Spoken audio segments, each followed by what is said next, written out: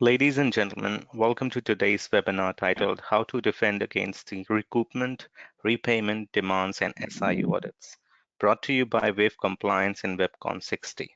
The webinar will be presented by industry expert speaker Thomas Force. The session will be recorded and will be available to purchase later in a digital download, transcript, and on-demand format.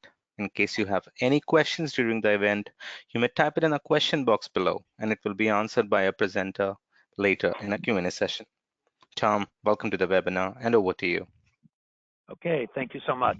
Welcome, everybody. We're going to talk about the increasing issue concerning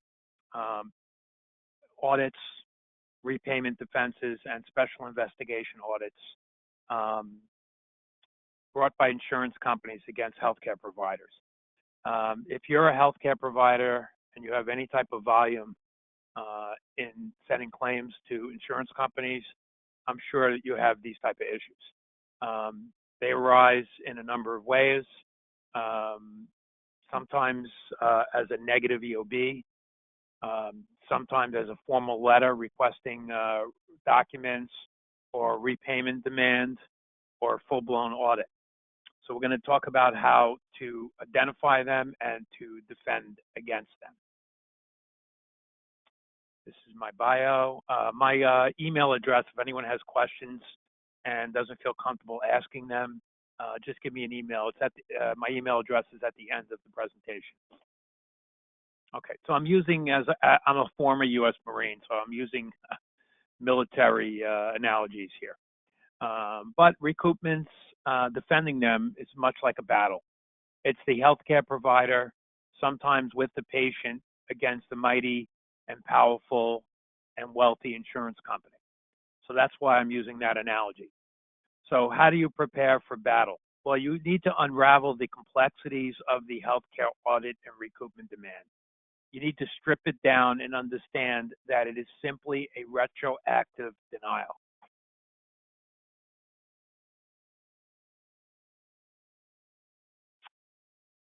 I'm just asking the moderator, you can hear me, right? Because I'm getting messages that the microphone is muted. Moderator. Okay, I'm just going to continue.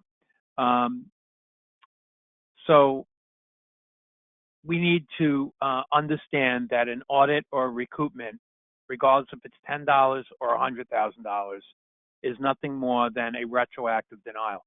It needs to be treated that way. You would appeal it just like you would appeal a typical denial. And that's the way you have to look at it.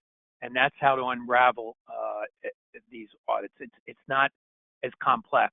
If it's a single case, it's a retroactive denial. They paid the claim and now they're going back in time and saying, hey, we made a mistake. Oops, give us the money back. If it's on 100 cases or 1,000 cases, it's the same thing. It's a retroactive denial on every single case. So there are requirements and obligations that the insurance company has with respect to these audits and recoupment demands. And if it's 1,000 cases, there's obligations on each and every case. Failure to comply with the insurance company obligations results in penalties, as you will see. We'll talk about a couple cases that could help you in your appeal letters. We'll talk about statutory penalties, possibility of attorney fees, most importantly, how to craft an effective appeal letter, how to establish what your appeal position is. We'll discuss anti-assignment provisions, contracting, in-network strategies for contracting to make sure you can cover this important topic and protect yourself if you're contracted. We're going to talk about the importance of Fair Debt Collection Practices Act. So anyhow, let's move forward. This is sort of my agenda. So if you're wondering if healthcare audits are dangerous, this slide will tell you that they are. Look at these numbers: 44 million, 3 million, 8 million. These are repayments. that had to be made by healthcare providers. So yeah, this is very, very, very serious business for many providers. And remember, you need to appeal every single refund demand, even if it's $10. My experience is that if you don't appeal the $10 one, you pay it back, or you ignore it and you let them just simply take it back as an offset. And the next one will be $100. The next one is $1,000, and then it grows precipitously. You get like a target on your back as a provider if you don't respond to these correctly. So when you get an audit, a lot of practices will call me up and they'll say, well, I only have to worry about refund demands if I take CMS or federal plans. The answer is no. You have to worry about these. Medicare and the government are not the only ones requesting overpayments. It also, thank you so much. These overpayments and audits are being frequently requested and demanded by commercial insurance companies. In fact, I read an article recently that some of these commercial insurance companies actually make more money in their audit and refund department than they do in underwriting profit. So this is big business, as I conclude in the slide, for health insurance companies. Reconnaissance on recoupments, the whys and hows. So what is a recoupment?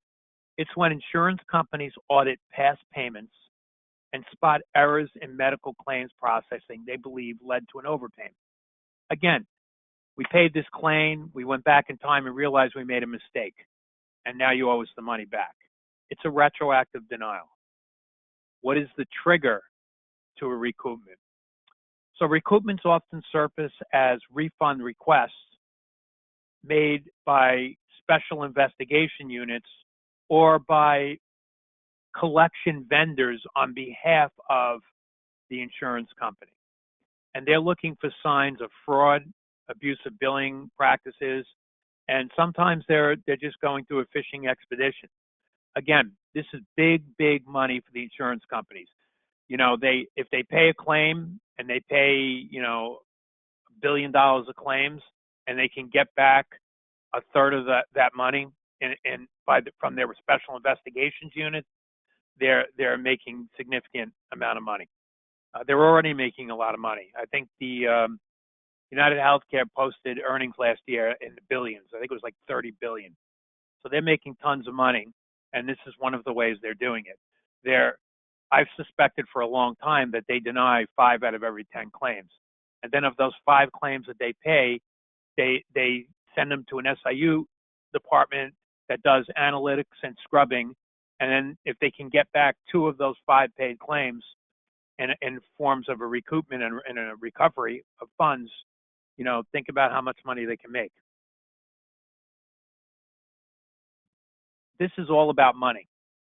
If you get one of these, they're sort of scary, but remember, it's all about money. Insurance companies not really interested in putting a provider in jail necessarily. They're looking for a gotcha moment where they can get some money. And a lot of these special investigation and overpayment recovery specialists that work for the insurance companies, they get paid bonuses and et cetera based on how much they recover. So again, this is really, really big business. So how do they nab you? Well, they do analytics.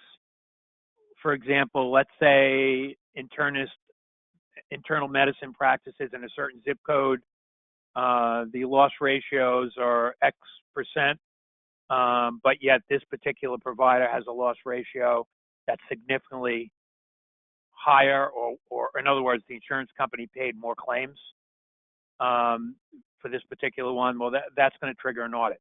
Or let's say this particular internal medicine doctor uses higher level E&M codes than anyone else in the jurisdiction.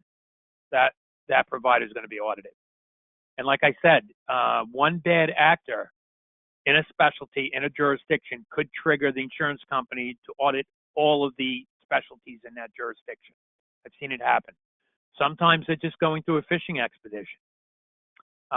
We'll talk about extrapolation. Extrapolation is a tool the insurance companies use to make extra money.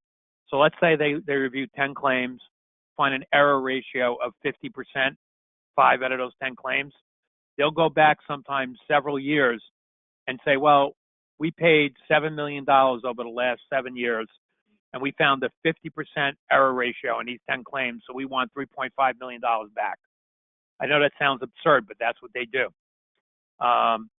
Sometimes the carriers, particularly Cigna, has been big on this with their fee forgiveness audits. They send questionnaires to the patients. You should let your patients know that anything they get from an insurance company, they need to turn over to the office.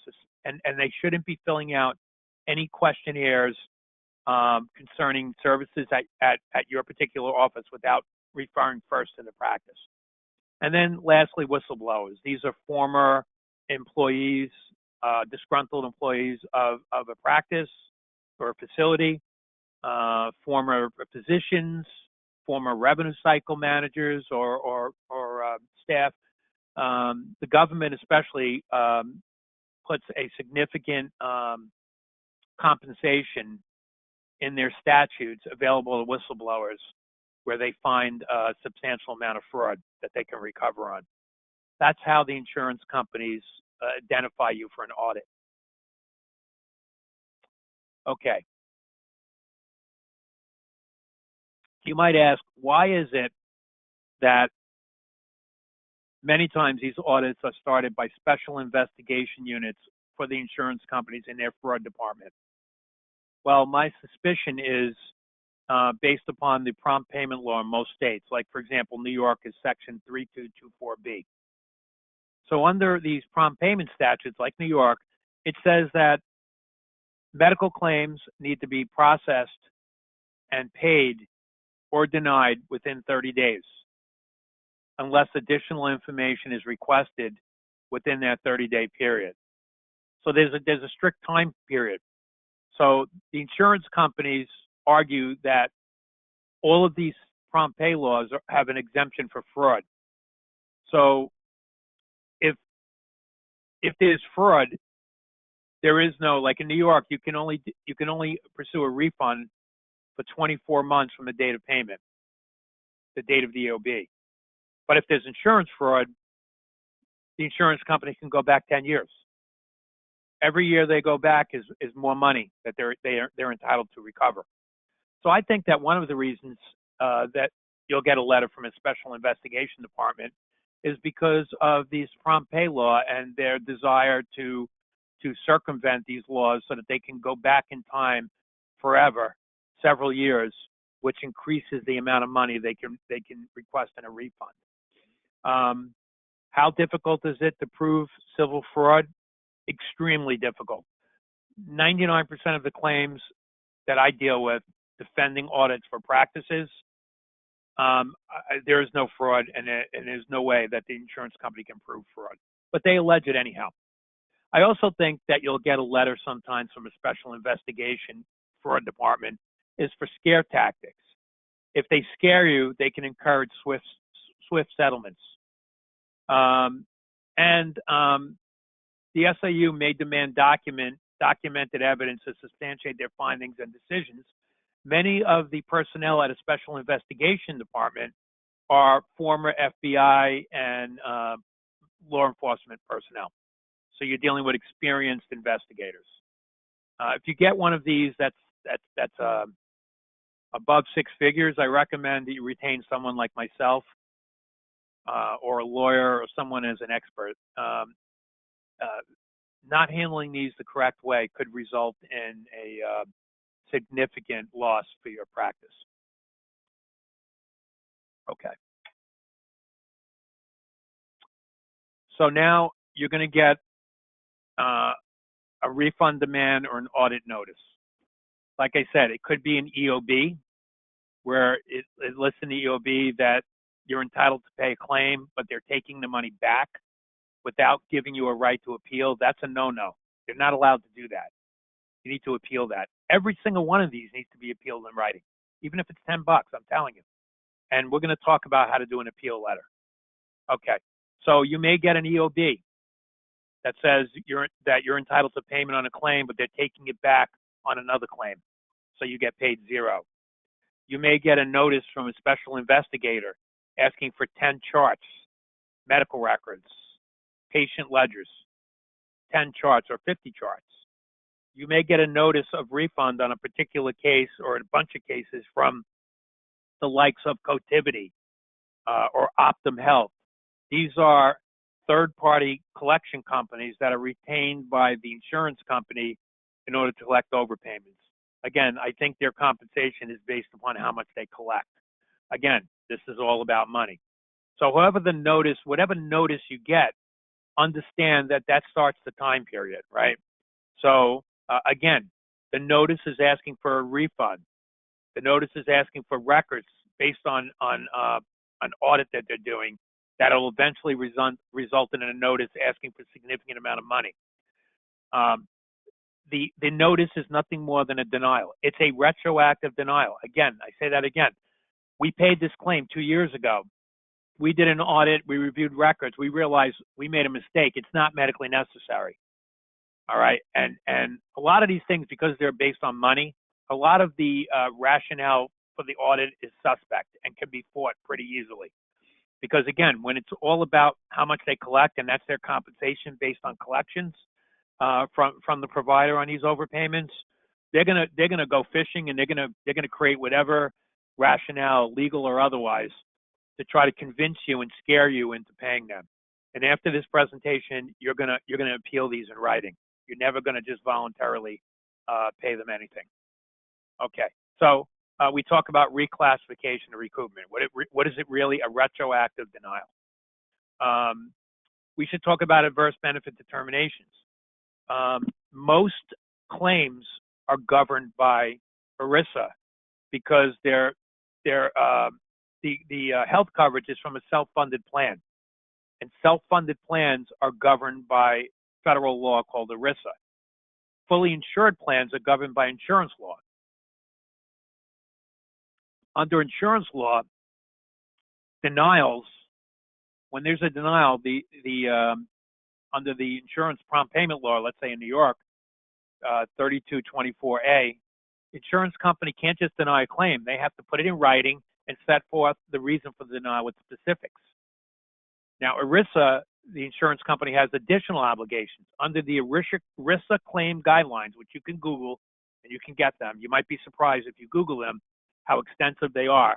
The insurance company is required to not only provide written notice within a certain time period of a denial, they also have to provide specifics citing to plan limitations, providing information on how to appeal, and if it's a medical judgment denial, like a medical necessity, they have to provide additional criteria, including peer review articles relied upon, who is the peer reviewer that reviewed the and made the adverse determination. There's a lot of requirements.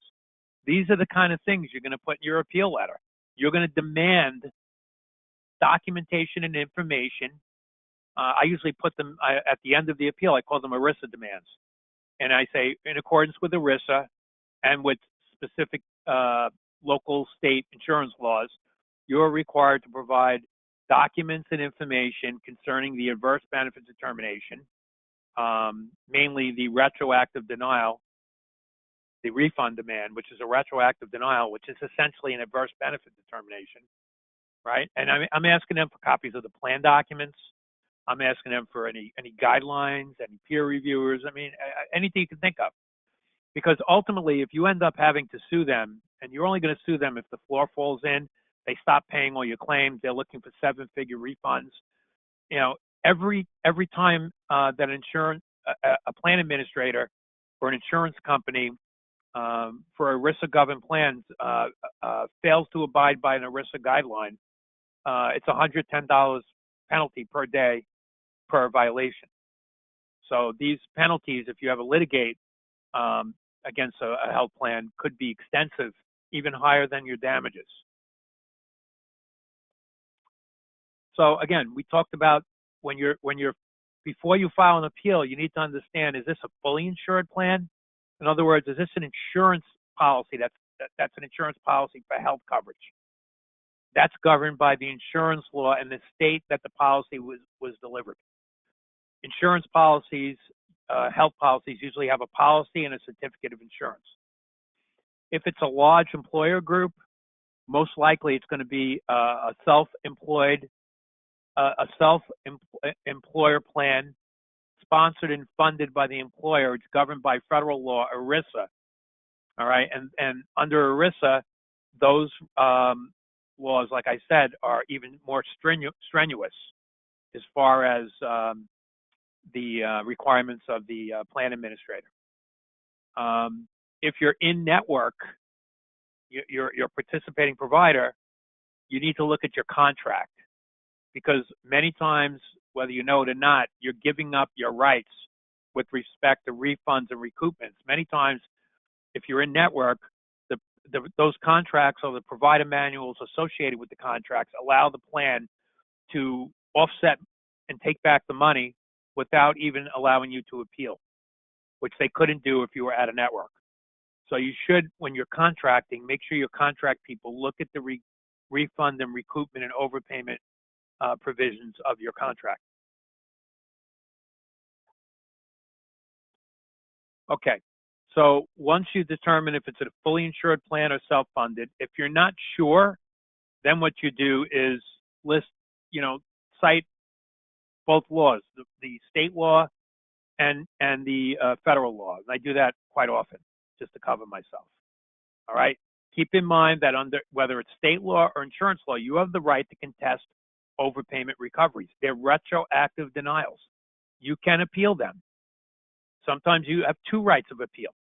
They're not allowed to offset unless of course you're in network and you gave up that right. But ordinarily they're not allowed to offset and take the money back while the appeal procedure is ongoing. So that's why I recommend strongly appeal these in writing. Appeal all of them. Keep track of them. I put them usually on a spreadsheet, and so that I can identify possible trends. If you start seeing the same type of refund demands over and over again, you might be under a full-blown audit. Remember, state law has limitations on how much they could go back in time to refund. For example, let's say an insurance company, United Healthcare, requests 50 charts. They find that they made a mistake and that the claims that they paid several years ago lack medical necessity based on their guideline, and they send you a refund for $1 million dating back 7 years. All right, they can only go back under New York law 24 months from the date of the original EOB. 24 months, and New York has a bad law. I mean, that's 24 months is a lot. I think Georgia has 12 months. Texas has a great law. It's only 180 days in Texas. Now, what will we call that a statute of limitation argument. What does the insurance company say?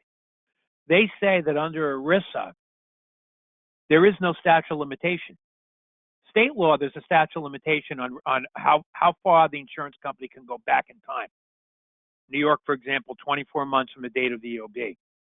But under ERISA, there is no statute of limitation. But what they don't tell you is that federal law says that if there is no statute of limitations in federal law, then you need to defer to the most analogous state law.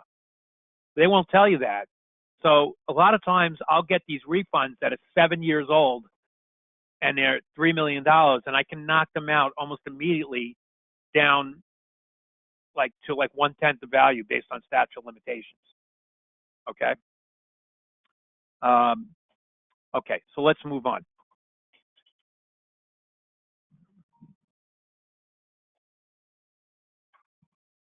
Carol, tell her I'm in a conference, please. Okay, so Medicare is different. Really, the only thing I want you to know about Medicare is that everything we've discussed doesn't apply to Medicare. Okay? So Medicare has stringent rules relating to overpayments. The good news is if you abide by their various time frames and multiple appeal rights, you can delay a repayment quite some time. And if you follow the procedure, the last step is an administrative law judge hearing, which I've done multiple times, and I've been successful on those multiple times. The only thing I will warn you about is that these overpayments come with very strict guidelines for when and how and what form you need to use to appeal them. So if you get one of these, just be very careful. You have very tight time frames. Now, this full and fair review is a concept under ERISA. Again, we view the refund demand as a adverse benefit determination. It's a denial. That's all it is. It's a retroactive denial. I've said this multiple times. When you get a denial, that's under an ERISA governed plan. These are self-funded plans sponsored by an employer group, usually a large employer group. Most medical claims fall under these self-funded plans, these ERISA governed plans. These denials under ERISA language, so to speak, they're called, I call them retroactive denials, but ERISA calls them an adverse benefit determination. It's a denial, okay? Under ERISA, once you have a denial, you're entitled to a full and fair review. Did you ever wonder why we have first level appeal rights, reconsideration rights, and second level appeal rights? If you ever wondered why, that's because it's not because the insurance companies are benevolent and they just want to give us an opportunity to appeal. It's because federal law requires a full and fair review of any denial, of any adverse benefit determination. So they're not just being kind here, the insurance companies. They're required by federal law. So a refund is like a denial, same thing. It's a retroactive denial, and you need to appeal it because you have the right to not only appeal it, but to request every piece of relevant information that affected the insurance company's decision to make a refund demand or a recoupment. So that's why you need to put ERISA demands, and you're going to cite in your appeal letters that this is a retroactive denial. It's considered an adverse benefit determination as this is a self-funded plan governed by ERISA. I'm entitled to a full and fair review. You are not to set off the amount of money, offset it on another claim. We don't have to give it back. We're appealing it, and you're required to give me every piece of information or document that's relevant to your decision, your adverse benefit determination, your retroactive denial. And in addition, I want all of these things and list them. I call them ERISA demands. They're required to give them to you. Providers have the right to access the health plan's investigative files. This includes internal communications like emails, memos, any documentation the plan used in making their ERISA determination to deny the claim retroactively. So, and then when I get a phone call from like Cotiviti of one of the Optum or one of the contractors that United, Aetna, Cigna, and Blue Cross retains to collect overpayments, I tell them, listen, I sent you an appeal.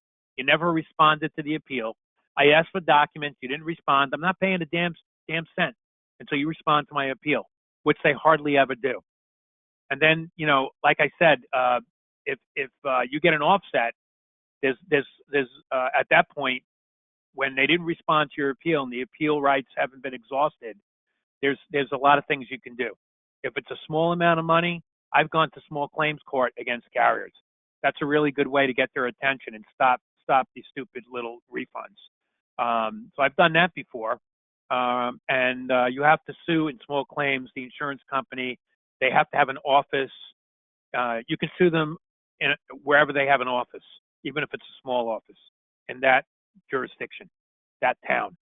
So I've done that before. I've actually gotten good contacts in the legal department for various companies, insurance companies that I've been able to use to get other claims paid.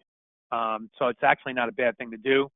If it's a big matter, you can sue them. If it's ERISA in federal court, if it's fully insured in state court, if you sue them, again, you can usually penalties, which is $110 per violation per day, is a something you can get only if you litigate in a judgment.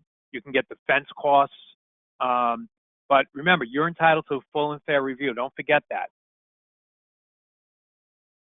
This case is a good case to cite because it's one of the only cases. It only deals with the Fifth Circuit, but it's only one of the only cases that where the insurance company, in this case United Healthcare, the giant, the court said they couldn't cross-plan offset. So what is cross-plan offsetting? Cross-plan offsetting is saying, hey, we did a retroactive denial and a refund demand because we found that these claims that we paid are actually not payable, and you owe us $10,000. And you submitted a claim, and that's on patient Jones. You submitted a claim on patient Smith, and we owe you $10,000. But because you owe us money on patient Jones, we're going to take that money back. We're going to offset that. That's a cross-plan offsetting. This particular court said it's not legal. It's not legal. Unfortunately, there are other courts and other circuits that have said it is legal. But I usually cite this case, and I tell the insurance company they're not allowed to cross-plan offset pursuant to this case, and they certainly can't do it under ERISA until administrative remedies have been exhausted.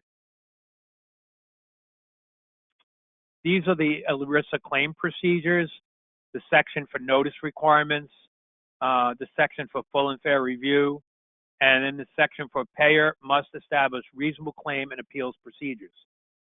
Not a bad idea for you to copy them and give them to your revenue cycle people. You can Google them online. So I gave you a couple cases here that may be helpful. In this case, it was an ERISA case. A plan administrator must act as a trustee like fiduciary, according to the court, in managing the plan. If a fiduciary manages multiple plans, then they have separate duties for each plan. So this says that the plan administrator, the Uniteds, the Cignas, they have to act as a fiduciary in the best interest of the member, which is your patient. All right, and these refunds generally are not in their best interest, particularly when many of the rationales for them are suspect, to say the least. Okay, this is a case that allowed cross-plan offsetting, not a good case for us. In this case, it revolves around whether repayment demands constitute a retroactive adverse benefit determination under ERISA, which would mandate ERISA due process protections, including proper notice and full and fair review. The case was certified as a national class action. It was settled in 2021. It established more provider-friendly processes, including an authorized representative form, agreed upon language for providers in assignment of benefit forms. Provider rights to notice and appeal and litigation were shored up. You know, when you do an appeal, you need to have a proper assignment of benefit. And I usually ask my patients to sign a limited power of attorney as well. I usually put that as my exhibit A in my appeal. If anyone listening to this would like a copy of these forms, please email me. My email is at the end of this presentation. So like I say, I usually use Peterson and Lutz at the end of my appeal, and I basically say they're not entitled to cross-plan offset during the appeal process, and I cite to this case. There's another case that may be interesting. Any audit or recoupment investigation must be thorough and not rushed. Most of these refund demands are basically, it's a rush to judgment. It's about money. So a lot of times they don't investigate, they just assume that the provider is guilty. This case, Century Indemnity Company versus Brooklyn Union Gas, 2022, the court says that the SIU investigator has to do a real investigation, not a rushed investigation. And if they don't do that, they violate ERISA, and they're not entitled to a refund. ERISA applies to payer health actions, so the health plan may not retaliate against providers for asserting their rights. Under ERISA, the insurance company is not permitted to retaliate against a provider or a member who files an appeal, and that includes appeals to refunds. I usually cite that in my appeal letters. We talked about noncompliance. It's $110 per day if the administrator fails or refuses to comply with a written request within 30 days for information and documents. This only applies, honestly, when you litigate. This is one of the causes of action that your attorney should put in. And like I said, $110 per day per violation. I put 30 ERISA demands that weren't responded to. They didn't respond to my appeal letter in time. They didn't provide the requisite notices that are required by ERISA. The $110 per day for each violation really adds up. Attorney fees may be awarded to a prevailing party in a private ERISA action. And there are also additional damages, like damages for wrongful behavior or reckless behavior. What happens when your ERISA demands are ignored? Every time I send an appeal letter, I send it to the vendor, Optum, and I usually send a copy to the insurance company. Every time they send me a letter, because they'll continue to send you every 30 days dunning letters, just like a collection agency. I just respond, continued appeal. You didn't respond to my first appeal. We're not agreeing to refund you any money until you respond in writing to our appeal and all our information and document demands that are listed in the appeal on page 3 and 4, something like that. And I just keep appealing them in writing. And I find that if I appeal 10 of these, usually I can get 8 of them. Not that they're going to send me a letter saying that they're going to dismiss the refund. That happens occasionally, rarely. They just stop sending dunning letters after a certain point. So that's generally what happens. So I can usually get 8 out of every 10 not offset. And then if you get 2 that are offset, you can either go to small claims court if it's under 5,000. You can file litigation. If it's fully insured, you can file an insurance department complaint. If it's self-funded, you can file a Department of Labor complaint with the assistance of your patient. There's a lot of things you can do. Of course, you can file litigation if it's a big matter. We did discuss in versus out of network. In network, review your contracts. Don't agree to contracts that give up your right to appeal refunds and recoupments. If there's anything like that in your contracts, if you're in network, you need to contact your provider rep and try to get an amendment to your contract. Okay. Don't have a lot of time for this, but you should know that there's a whole issue about assignment of benefits and anti-assignment clauses that are in some of the plans. Some courts basically say that, only a member can file suit against the insurance company, or only the member can appeal because the plan excludes assignment of the benefit from the member to the provider. There are many, and we call them anti-assignment clauses in the business. All right. Many plans have anti-assignment clauses. Some states say that if you're going to litigate, not only can you not file an appeal as a provider, you can't litigate. And some states say that you can. What I recommend is have a strong assignment of benefit in every appeal letter, have a limited power of attorney where the member is agreeing to appoint the provider and the provider's representative as its legal representative to make sure that medical claims are processed fairly for appeals purposes, for regulatory complaints and litigation. And I usually get specific carrier designation of authorization forms as well. In other words, I'm jumping through the hoops that the carriers want. United, Aetna, Cigna, they all have their ridiculously plain vanilla designation of authorization forms. You can Google it. Just put UHC DOR form. I usually get the patients to sign the specific forms too. So I have my patients. My company we're a law firm, but we also defend audits. We handle age receivables, but I also have a medical billing company. We do medical billing. So the clients that we do billing for, I make sure that the patients are signing limited power of attorneys, assignment of benefit form, and if they have United, they're signing a United Healthcare DOR form.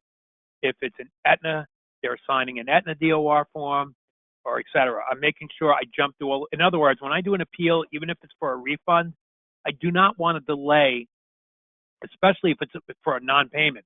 I do not want to delay non-payment of a claim on appeal because I don't have a stupid form that they want. So I make sure that they cannot reject my appeal. I usually send my appeals if they're for high dollars, certified mail, return receipt, or fax, any way that I can prove that I sent it. Because a lot of times you will call and the carrier will say they never got the appeal, but if I have a certified green slip showing that they signed for it, I won't let them off the hook. They have to respond to my appeal. All right, so we talked about anti-assignment clauses. We talked about power of attorney. This case deals with power of attorney. The court held that a power of attorney does not confer standing to sue and to hold his own right, whereas an assignment of claims transfers legal title or ownership of those claims. Point of this case is, and when I started doing this, have a assignment of benefit and a limited power of attorney. Have both. Make sure you have both and the specific insurance company DOR, designation of authorization form. All three should be in every appeal, whether it's a refund, appeal of a refund, or a denial, or a low payment, or what have you. Again, contracting.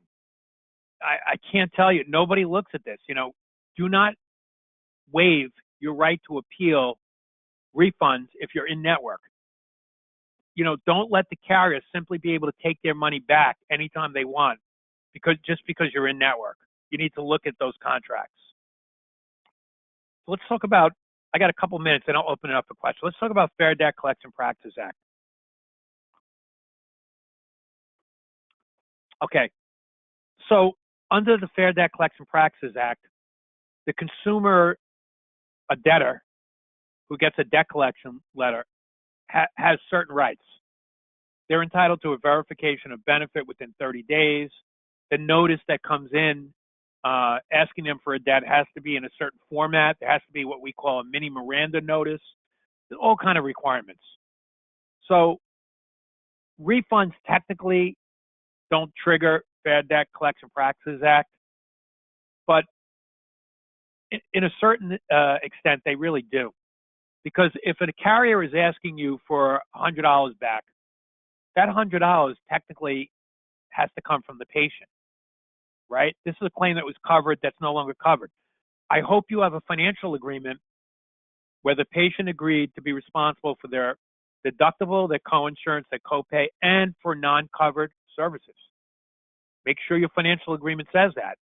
So if that's the case and you have a financial agreement like that, if you have to repay a refund, ultimately it's coming from the patient. So I let them know, the carrier know, that I'm copying the patient, your member, because I want the member to understand that if we lose this appeal and I have to repay this, the money's coming from the patient because it would be a retroactive non-covered service.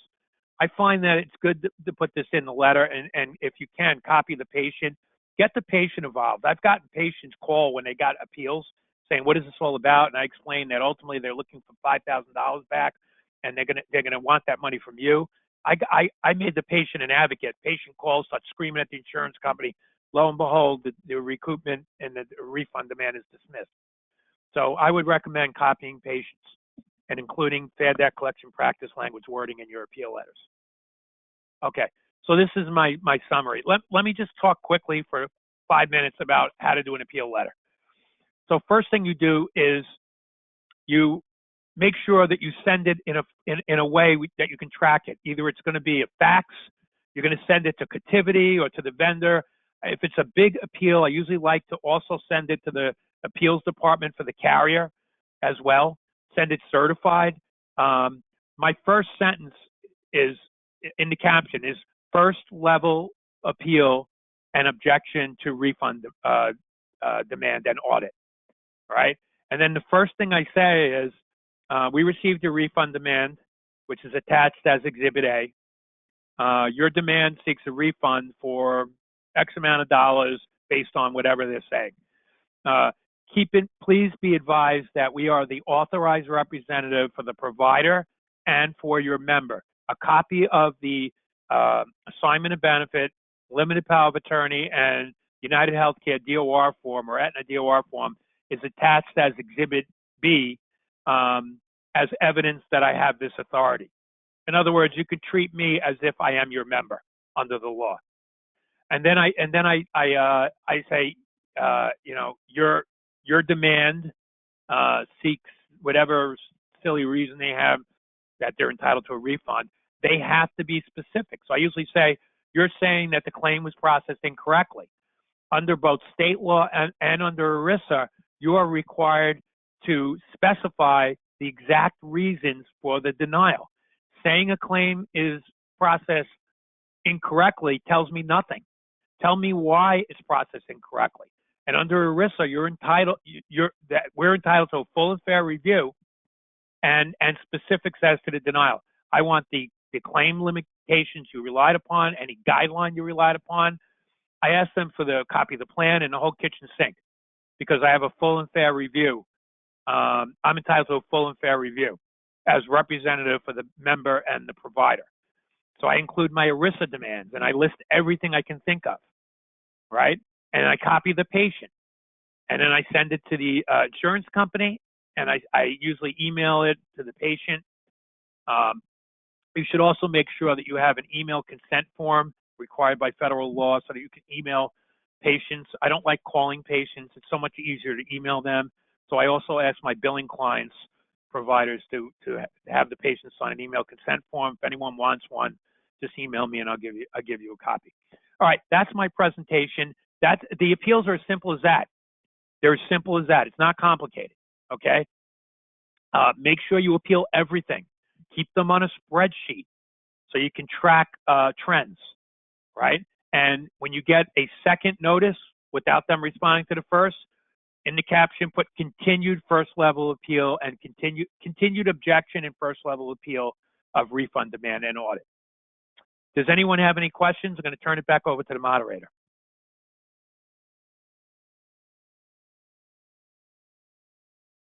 Thanks, Tom. Thanks for the presentation. Participants, it's time for a Q&A session. You may mention your questions below and it will be answered. Tom, we already have a couple of questions during the during the presentation itself. Okay. Let me read that to you. Shoot. Yep. We are currently getting calls for medical records. If we provide, we may end up in another SIU audit with consultants acting as the genesis to the process. How do we avoid that? What legal rights do we have to say, Okay. leave us alone? Yeah. Yeah. Well, listen, I've had providers tell me that when they get these requests, if they're out of network, especially, they just ignore them. I don't recommend that. That doesn't work very often. I've seen it work sometimes because if the carrier is doing a fishing expedition and they're asking for thousands of providers for records, maybe they misplace yours.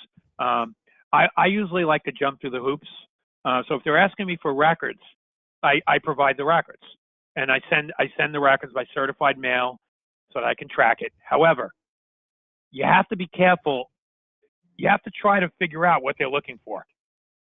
A lot of times you might want to call and find out see if you can talk to the investigator and try to get some intel, because you don't want to send records if there's something in the records that could implicate you. You want to at least be able, it's not that you can't really change the records, but at least it would be good if you knew what they were looking for so that you can attack that argument before it's raised by them.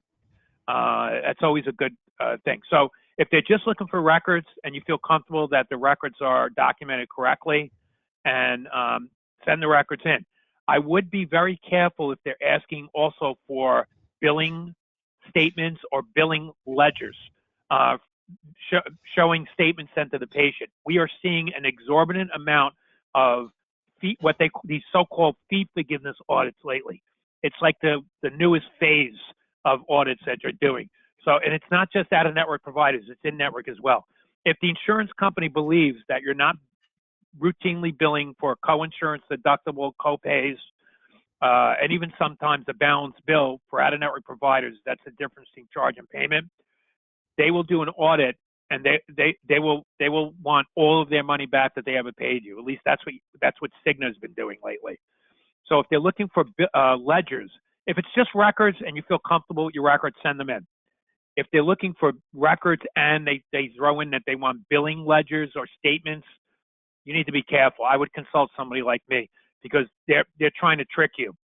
Make it seem like it's about medical records, but really it's about fee forgiveness.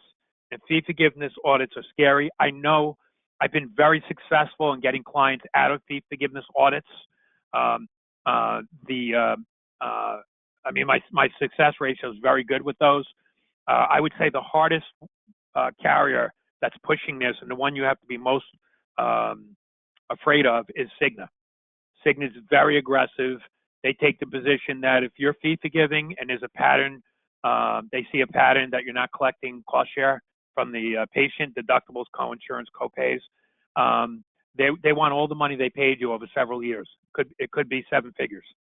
So that's a long-winded answer to the question. I hope that helps. If, I guess there if was I a didn't answer follow-up if I didn't question to answer that. any of these questions, you can always email me as well. So go ahead. What's the follow-up? Yeah, it's what if you don't get paid because they are requesting records and they are provided and not paid with no explanation? What if you're not paid? I didn't get the whole thing. What if you're not paid? I mean, she means what if you don't get paid because they are requesting records and which is provided and still not paid with Okay, no explanation? I totally get that. So listen, I'm handling a case now with a facility in New York City, and the insurance company Cigna is claiming that they're fee forgiving. They're not collecting co-insurance and deductible. So what Cigna is doing is not only are they doing an audit requesting proof that cost share letters have been sent over and they provided a request with 50 patients. We provided that information. Cigna goes back in time and says, all right, now you owe us all the money back for all of these claims from the beginning of time. Suffices to say, we literally have several very, very strong arguments against that. So I feel very comfortable. But client just called me up yesterday and said, and now they're not paying any claims. They're using denial code 96 saying not covered. We're getting them from Zermed, the clearinghouse, but the patient is getting EOBs that are different from what's on and what we're getting on the Zermed. And in the patient's EOB, it talks about fee forgiveness. So obviously, in my opinion, that's a problem for the insurance company. All right. We're in the middle of an appeal. They're not allowed to just stop paying claims in the middle of an appeal. That's outrageous. The appeal hasn't been decided yet. And a retroactive denial that's in appeal, if they're asking you for records, they didn't even based on the question, they didn't even ask you for money back yet. If they're asking for records, they're doing an investigation. Remember that case, Century, I told you about? They have to do not a rushed investigation, a real investigation. And remember that case I showed you that said that the plan administrator is a fiduciary. They have to act for the benefit of the plan member. By doing an investigation and just unilaterally denying claims and not paying claims based on an investigation, that's bad faith. There's a lot of things you can do, including filing regulatory complaints. But I would attack that. I also think it's important to appeal the claims that are denied. So if they're not paying claims, you should appeal every single one of them and say, we submitted this claim. It's over 30 days under the prompt pay law. They have to pay this claim or deny it or request additional information in 30 days. Haven't done it. I got a denial, and the denial doesn't tell me anything. Appeal these. Go to regulators. So the answer to the question is that's wrongful conduct in insurance by the insurance company, and there's a lot of ways in which you can attack that. Be happy to talk to you about it if you want to email me or call me. Any other questions? Yeah, I don't know what she's actually referring to. It says, does all this apply to denial of payments as well? Yes. Just like I said, remember, refunds and audits are retroactive denials. That's all they are. So whether you're dealing with a refund demand which is a retroactive denial. Hey, I paid this claim, but now I made a mistake. I realized I made a mistake. I want the money back. Or whether they're just denying claims, or even if they're under reimbursing a claim or not paying it pursuant to the in-network fee schedule. All of this applies. I could be doing this presentation on appealing denials. It's the same. I would be talking about the same things. So the answer is categorically yes, absolutely. Thank you. Any other questions? Is Yeah. If we receive a refund request on a patient whose policy retro terminated prior to services that were rendered with no active policy for the dates of service in question, what is our rationale to dispute? Well, here's the thing. That's one of the only situations that if there's a premium issue, I usually recommend paying that because it's really tough. But one of the things you could do is if the patient gave you, for example, the wrong ID card or didn't notify you that the coverage was terminated, you can pay it and then go after the patient. I've done that because ultimately the patient is responsible to give the correct coverage. If the patient had given the correct coverage, now of course the patient can turn around and say, well, why didn't you do a proper verification? You know, why did you submit a claim on coverage that was not active? But on those situations, it's tough. Now, if you want to delay payment, appeal it.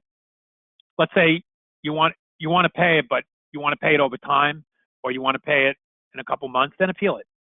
You can delay the payment by appealing it. And then maybe you can contact and work out a payment plan that's better for you. Another question. We get a lot of refund request letters from Florida Blue stating patient was covered by another insurance. How do we handle that? Yeah, again, you have to appeal that. You know, they're saying it's a coordination of benefit issue. So obviously you should do some research and contact the patient, find out if they have other coverage. A lot of times Blue Cross, I've seen this from them before, Florida Blue. You know, they claim it's a coordination of benefits. Some other carrier is the primary, and then I contact the other carrier, and the other carrier says that Blue Cross is the primary and they're secondary. I appeal it and I say, if you believe that another carrier is primary, that's not the information we have. You need to provide that information. I'm entitled to full and fair review of anything relevant, documents and information relevant to your adverse. So tell me why you believe you're not primary. Get that information from them. And then on the back end, contact your patient and find out if they have other coverage, contact the other insurer, find out which one is primary and which one is secondary. But I usually appeal those. Any other questions? Yeah, we are getting a lot of denials after submitted records stating codes are not supported. However, I personally highlighted the supporting details, including after sending multiple level appeals pointing it out. How do I handle that when they say we have exhausted our appeal rights, but they did not review appeal properly? If it's just a denial, and you based on records not supporting is what I'm hearing. I mean, certainly if it's a refund request, you're entitled to appeal. You didn't exhaust anything. But if it's just a denial and it's for records not supporting, once you exhaust the administrative review process, there are a couple things you can do. If it's under $5,000, in most jurisdictions, you can file a small claims complaint against the insurance company. If it's a fully insured plan, you can file a regulatory complaint. If it's a self-funded plan, you can file a Department of Labor complaint, but usually you have to file that in the name of the patient, so you have to get the patient's involvement with that. Sometimes I even file appeals with the employer that sponsored the plan directly, because insurance companies absolutely hate when you contact their client, the employer. So sometimes I do that. But there's a lot of things you can do. The answer is, if you've appealed it and you provided the support, then and you exhausted remedies, then, also some of the plans allow you to have an administrative hearing with certain plans directly with the employer. So you have to, try to be a little creative. And if you feel you're right, don't let it go. And of course, litigation is always an option, but you really probably not going to want to litigate a claim that's under, six figures. Any other questions?